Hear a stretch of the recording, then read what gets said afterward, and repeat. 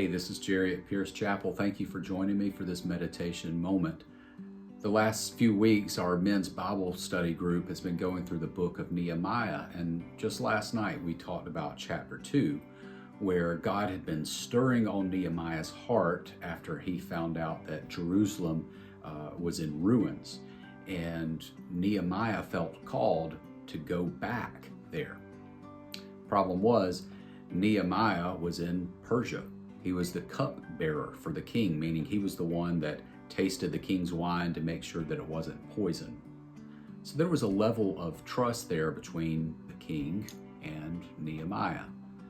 And the king noticed Nehemiah was very sad and asked him what was going on, and Nehemiah told him, "My hometown is in ruins. I feel called to go back and rebuild it." The king gave him his blessing to do so.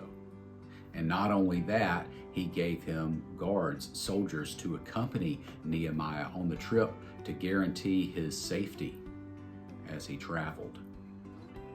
We can learn something from King Artaxerxes of Persia.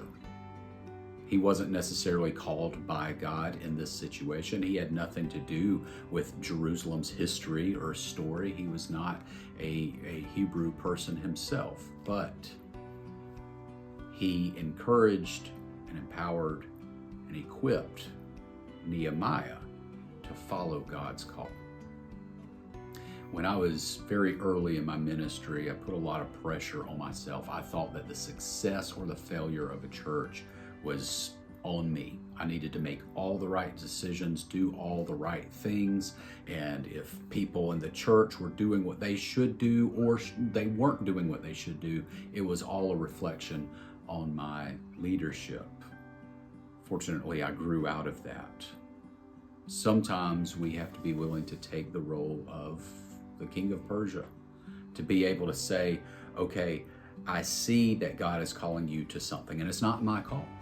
It's not something that he's stirring on my heart, but I see that God is doing a work in you, and you feel led to do this. So how can I encourage you? How can I empower you? How can I support you as you do this?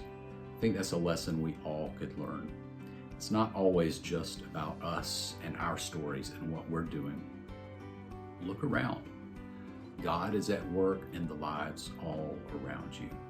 So keep an open heart and an open eye and see where you can encourage, where you can strengthen and support those whom God has called.